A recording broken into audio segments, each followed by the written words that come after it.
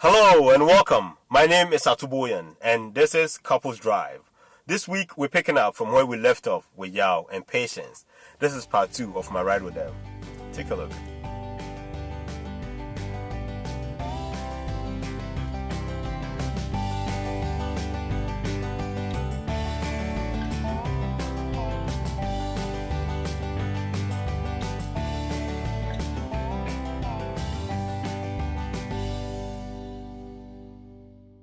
What are some of the things that you've learned about him that you didn't know before when you guys were dating?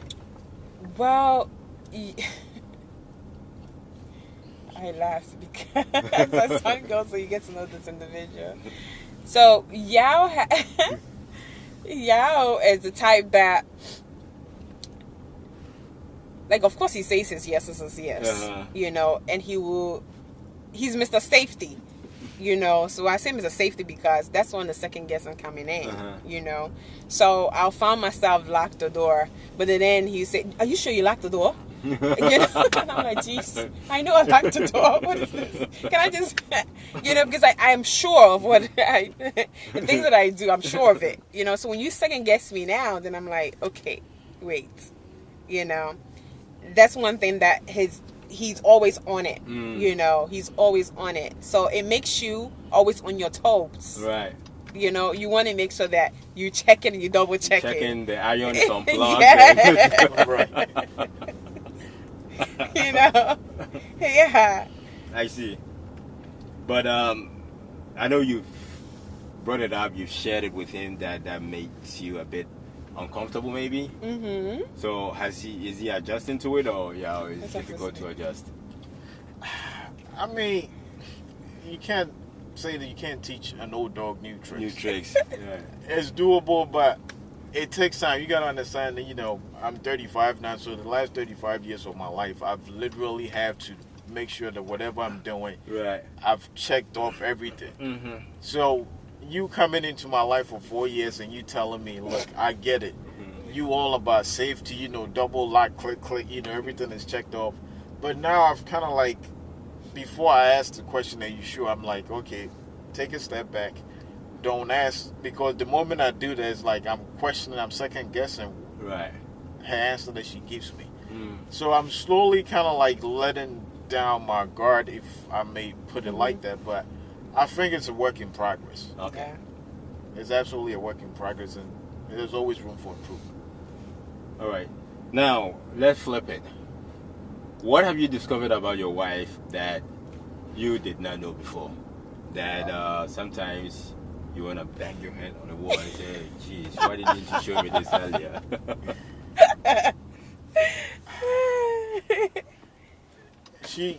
It takes her a while to get things done. Like, I'm the type, if you tell me, hey, let's go, get something today, I'll get up, bam, in the heartbeat. Okay. With her, it's like, I'll get it done when it needs to be done. Okay. Like, I get it. Most people work under pressure, work really good. Isn't she a planner? Yes, but that's the funny thing. It's like how mechanics always have a crappy car, but mechanics, that's kind of how it goes. Like, with her, it's like, when it comes to everything else, she's awful. But when it comes to the family, it's the last thing that she wants to do. Like, I'm like, why do you always put yourself in a position where I feel like I got to put a little bit of heat on you? Like, that's probably the one thing that if I could change, but then again, I wouldn't want to change it, because then it would become very boring. You probably don't know what is going to be. I'll be looking at the duplicate of myself, which I wouldn't want. Thank you. But it's the same things that I hate, it's the same things that I love That's about what I her. was saying. I don't work well under pressure. She would tell you. I work good under pressure.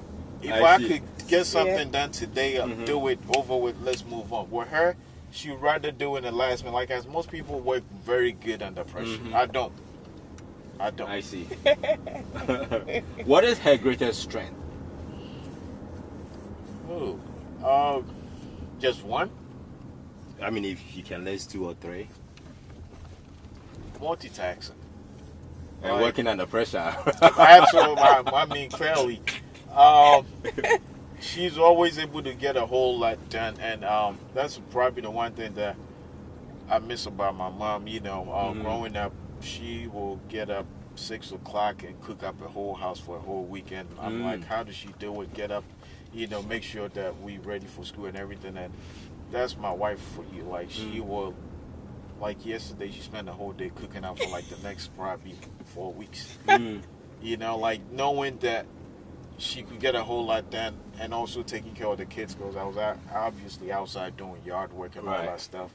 And we also had guests while she was doing all of that. To be able to take care of all of that and still have time, for us to kind of like relax and have some family time at the end of the day, is something that I couldn't have asked for. It's just something that I'm always very appreciative and love about her.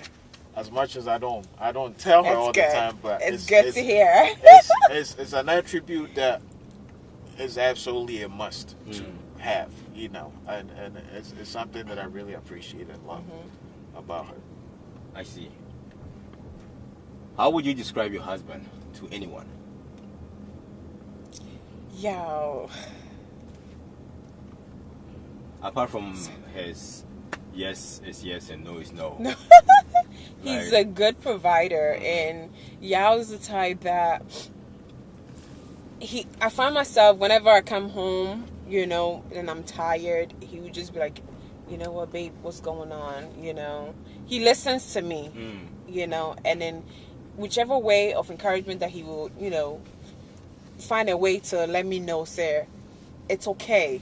You don't have to wear many hats. It's okay to wear one, and it's okay to take it easy in a way. He's a good provider. He's a good listener. He I will cook a whole storm, and then he would just come back and then wash all the dishes. I see. Do all the laundry. So that aspect alone, I'm just like, thank God, I'm so blessed. And he will watch the kids and all that. So he's just a good provider. Like, helps you when you need it. I see. Now, what are your thoughts on like husband and wife having like demarcation when it comes to chores at home? Like, you do this, you do that, you are responsible for this, and I'm responsible for that. I think whenever you do that, I'm speaking from our perspective. Okay. Whenever you do that, you're setting up yourself to fail. Because if we draw a line in the sand and I'm like, okay, you wash the dishes, I do the cooking. What becomes of me the one day that you're not home and I cook up a whole house and the dishes are piled up in the sink? I see. Because we stuck in that bubble, it will be hard for me to break out of the norm. For me, it's always been, look, if you get it done and we could keep this train moving, let's get it done. If I could get it done and this train could get moving, let's get it done. I don't believe in that whole, this is your portion, this is my portion, because at the end of the day, there's no I in team. I see. If you cook and at the end of the day we eat and we all enjoy and we could sit back and relax and enjoy each other, perfect. If I could cook and it's a good meal, we could all sit back, I like the way you put good meal. Well, by the way, he can cook. At the end of the day, it's a meal to be had, we fellowship and we carry on. Like, I don't buy into the norm, because whenever people do that, you setting up yourself to fail, and you don't want to put yourself in that bubble where you feel like, no, this is my lane, you stay in your lane. No. Right. Is there anything that you feel or you think you shouldn't tell your partner before you get married? Like, any history of yours that you feel telling them will ruin your relationship with him or her, so you should keep it, or you rather keep it to just be safe? Or should you do that in the first place? Do you think it's something that you should keep to yourself? I think that transparency is the key, and it'll keep your relationship strong and going. If you feel like there's something that's gonna haunt you later on in life, why not share it? The thing that you think is gonna be a big deal to you might not be even a big deal to him. So it's best for you to be transparent. Let him know what's going on with you or what happened in the past. He flat out told me, the women that he's been with in the past. At the end of the day, it's life. You have to go through to find the right person. So it's okay, you know. It's okay to share. Okay. You know, it's your past life. And how did you receive it when he told you all that? I mean, I have my own past life, you know, so I wouldn't take it offensive or anything like that. But at the end of the day, if he says it, or if for me to believe that he's a changed man, or he's mine, you know, then you know, and his character and actions will show, Right. you know. So yeah, what are your thoughts on that? I mean, to piggyback off of what you were saying, I'm a full advocate for transparency. If whoever it is that you're trying to get to know, if they care enough to want to get to know you, it does not matter how bad it is. You know, that's actually, for me, I look at it like it's a way for me to even appreciate them even more. Because whatever it is that you don't tell me, you're not doing yourself any good. Because sooner or later, I'm gonna find out. And the question that I need to ask myself, how much would it damage our relationship the longer I wait? You know, for me, I always look at it this way. You've got nothing to lose by everything to gain. If I meet you right away, full transparency, I fill you in with everything that there is to be known. Guess what? If we go out there, once we become an item and we go out there and people start talking, you could brush it off because you already know the full extent of the story. On the other hand, if I'm not telling you and I'm fully let it be known that, hey, I'm clean, you know, this is everything that you need to know, and you start hearing things, then you're going to start second guessing, you know, your trust for me. And I don't think that would be a good look if you really, really, truly trying to get to know someone, you know. For me, I think that's actually a good way for you to kind of like put a good, solid foundation. Transparency. I see. You know, being transparent. It doesn't matter. We've all got to check it past. You know, but when you're trying to get to know someone, you're not giving them the full disclosure that they need. Sooner or later, it's going to come back and bite you. But you could do a lot of, you know, damage control if you tell them right off the back. I see. Than having it linger around. Because when you start to get to know someone, you go through that honeymoon phase, or you know, you can't wait for you to get a text from him. You can't wait for them to call you. So if you cannot kind of like get it in there while there's still happiness around, you wait till you sow that seed of doubt in your mind, then they're going to be like, I know why you didn't pick up the last time that I called you. I see. Then they're going to start putting, you know, 2 and 2 together. On the other hand, if I'm being full, you know, disclosure telling you everything that there is to be known, if someone comes in and start planting seeds of doubt in my mind, I already know, hey, you know, I'm past this phase. This is not my portion, you know. I already know about it before you. And I think that would be a good way for people to also know, hey, these people are not playing around. Right. You know, because I always feel like whenever you bring a third party into a relationship, you open up a can of worms. You know, I've always said whatever issues, problems that we've had, we make sure we talk it out, be it good or bad. At the end of the day, I don't go to bed holding something against my wife because it's not going to make me a better person. Right. You know, so and I think full transparency is something that if people are out there trying to get to know themselves, trust me, you think it's bad, but it might not be as bad as you think once you tell the person. True. You know, but give them that option. Don't have them second guessing, quote unquote, your love or how you feel for them. But if you tell them everything that there is to be known about your life, your history, I'm sure they might have something that might actually throw you off. And you're like, oh, wow. Sometimes you think mine was even better. Right. But then when you hear, you're like, oh, you know what, shoot, why won't I, you know, feel like something right? But guess what? If you holding yours tight and I'm holding mine, we both are like, okay, I'm in my corner, you my corner. The one day that the pipe busts, there's no telling what's going to happen. Right. Who's going to walk away. You know. I see. Do you guys think marriage nowadays is misconstrued, or the concept of marriage, the idea of marriage? Yeah, I think so, because it's a lot of young, you know, individuals getting into marriage, the institution of marriage, that they going about it in the wrong way, just because they see their friends, or just because they're getting old, or just because they think they have the financial resources to get married, so they go ahead and get married. Right. You know, where as soon as you get married, that 5 hours is over. Now you're going home with your spouse, and it's not a ball game. It's not easy, because that's when you get to find out that, okay, did I marry the right person, or did I just, screwed up?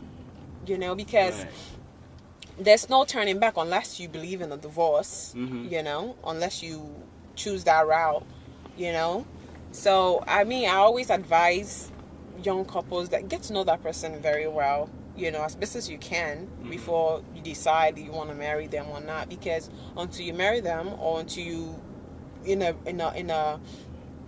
commitment, you don't know. Right. But just don't go in it because my friends are getting married and I'm not married.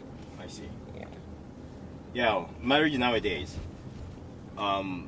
You said a lot about your parents and the kind of influence they've had on your decision when it came to marriage. Do you think, compared to how you saw them being married and how they lived their life, do you think things have changed nowadays with this younger generation when it comes to marriage? Oh, absolutely. I think we're living in an age where everything is literally put out there in social media, and people, I think they missed the point of marriage. It's supposed to be a sacred union between a man and a woman, and I've always kept a tight lip on my relationship, and so when I got married, there was absolutely no room for me to kind of like have a third person come in and be like, hey, what's going on? Because whenever you allow yourself in that position, you're leaving yourself up for failure, and that was absolutely something that I was not going to put myself in, because the moment you tell someone what's going on in your marriage, there's no telling who they're going to be telling. Yeah. And with this whole social media, you don't know what's being And do you put hold out the there. same views on marriage and dating or courting someone Yes. when it comes to how much information you should share? Absolutely. Okay. Loose lips sink ship. Yeah. That's So true. if you can't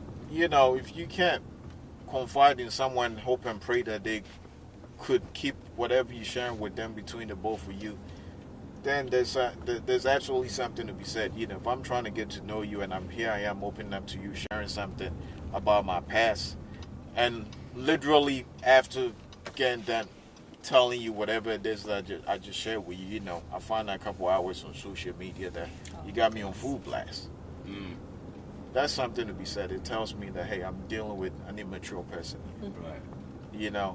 But I don't get it. I've always been, my wife will probably tell you, she always said, I have an old soul. I might be young at heart, but I'm a big fan of, doing things the old way. Like, when I get home, I could care less for my phone, because my time with family is more important than my phone. And a lot of people today want to get married, but don't fully want to get to know what it takes to stay committed in a marriage. It's a lifetime commitment that you're having with that person.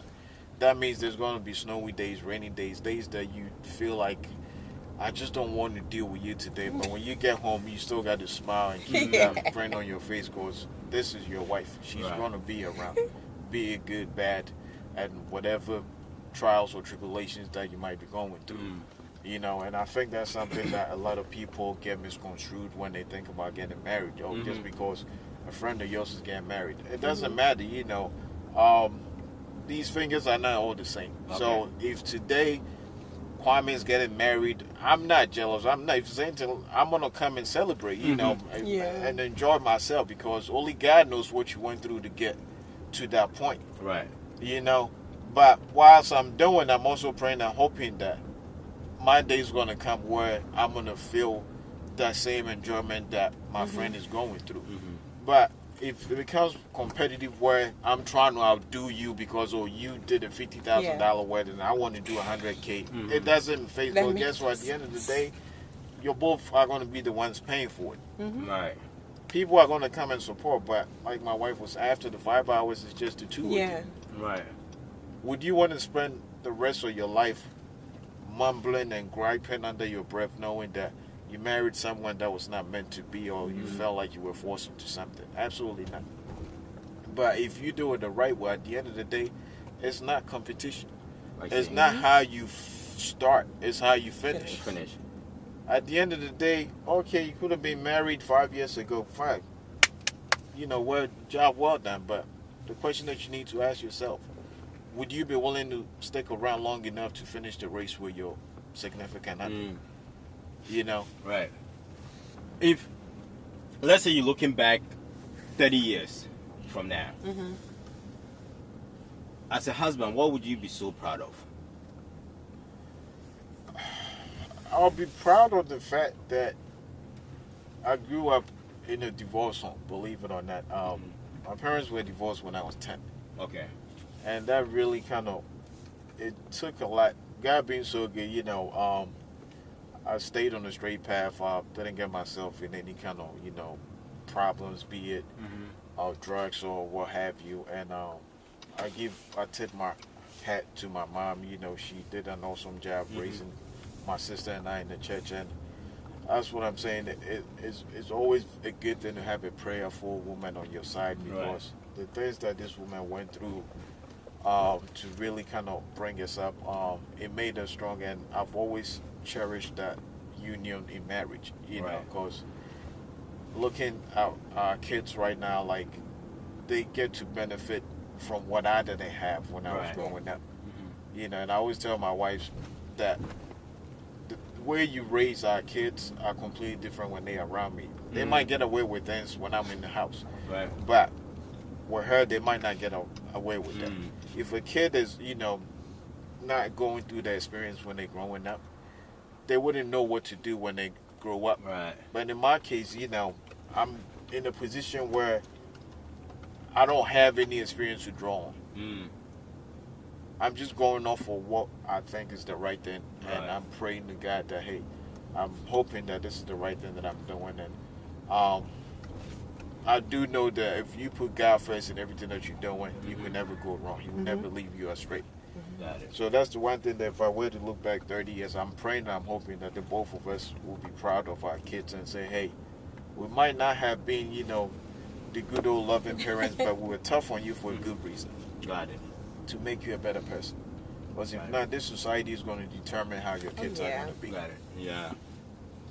Patience.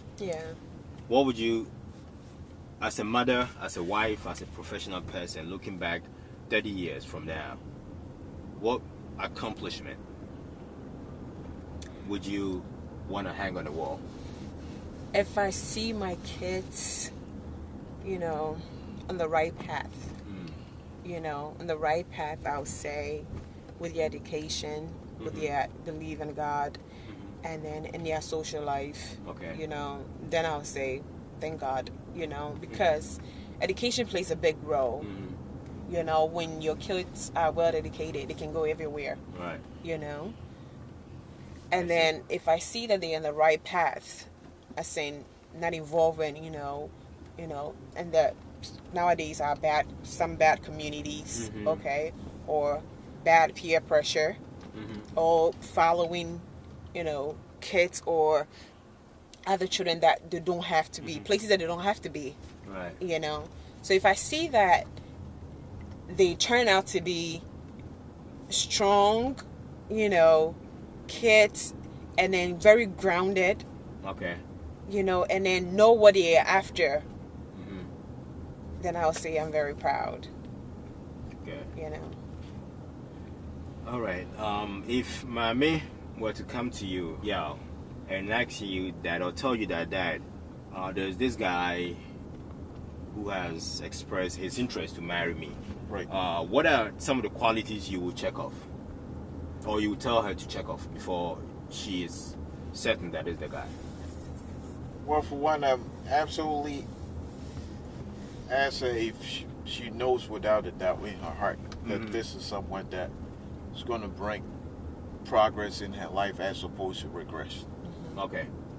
For me, I always ask myself, there are people that are always going to be in my life for a reason.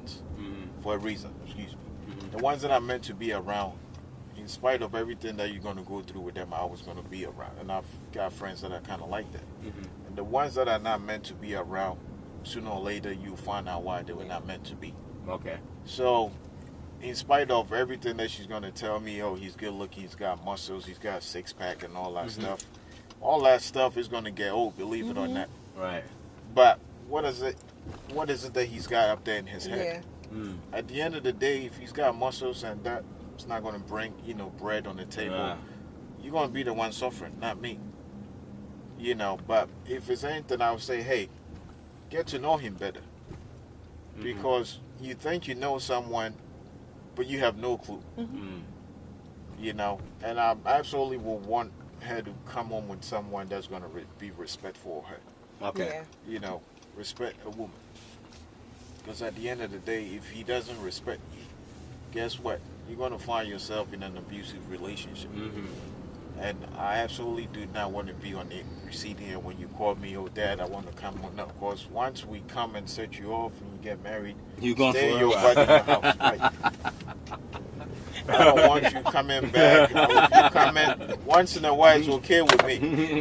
Because once and coming with your once grandkids, we ship right? you off, I want my wife and I to go off travel and enjoy our life, knowing that, hey, we've done everything that we were supposed to do as parents, and our job is done. Right, being a parent, your job is never completely done, but at least knowing that you have someone that's going to replace, i.e. myself, I'm okay with that. Right.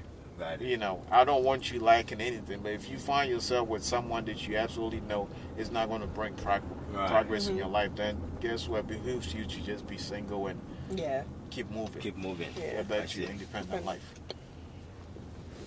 What would you tell Brandon? Brandon? I mean, Yaw Patience. Brandon comes to you and he's ready for marriage. As a mother, as Yaw has said so much about his mom, what would you tell Brandon? Or what he should look for in a good woman? Sometimes where the woman is coming from speaks a lot, What do you mean, where? Like, let's say their home. Their home, okay. Yeah, whether their upbringing, because it doesn't face, like, to say that a woman is dressed nicely going out, you think that they're well-mannered, you're well-trained, but little did you know that she has no respect for her family or for her friends, let alone, the people around her, so you have to get to know her family and what they stand for, and also get to know what she likes and what she does not like, because a lot of times we see these young women walking around dressed nicely, but they're up to no good sometimes. They're up to no good. So you want to make sure that the person that you after, knows the Lord, has some good shoulders, knows how to cook, if anything, well trained, because you want quality, not quantity, in a woman. So, but if at the end of the day, if he loves the young lady, all I can do is to give an advice. Okay. Yeah, are you satisfied with what your wife just said about your only daughter? I am. I mean, your son. Sorry. To get back with my son. There's always been this concept that I'll leave with. There's 3 types of women that a man should be looking for if you're ready to settle down. Okay. And in the tree language, they say the first one is Bediwa. Bediwa means someone who's going to come and eat everything that you got. Okay. And then the second one is Bekunwa, someone that's literally going to drain everything out of your life. Okay. The third one is Boafoa. Boafoa means helper. Okay. And as a man, that should be your one and only goal in life. The helper should be someone that you're looking for. If he comes and I ask him this 3rd question and he's able to tell me, Dad, she's the 3rd one, I'm like, you have my blessing. Okay. But if you don't and you find yourself with a woman that's always going to drain your pockets, you've got definitely seem like every time she comes around, your bank account is in the negative, you need to ask yourself, is she the right person for me? Or if she's the woman that's always going to make sure that you're going to rob Peter just to pay Paul, then you also need to ask yourself, no, I don't need that. But if it's the woman that's going to make sure that even if you've got a penny, that penny could be flipped around to get a dime out of it. Right. That's the woman that you want to spend the rest of your life with. An industrious one. Absolutely. Right. If that's the woman that you're bringing home, you've got nothing but my blessing. I see. But if none of this checks off and you get the first 2, 1, guess what? You're going to come right back in a couple of years. Is it going to happen the first time around? Probably not. Might have to learn the hard way, but that's going to be the only way that you're going to learn. But as a parent, that's not what you pray for. Right. Hey, welcome back. That was the final part of my ride with Yaw and Patience. I hope you learned something from them as usual. Please don't forget to subscribe to our channel on YouTube and also follow us on Instagram and Facebook so that you'll be notified once new videos are posted. I'll see you next week with another couple. Until then, let's keep love alive. Bye.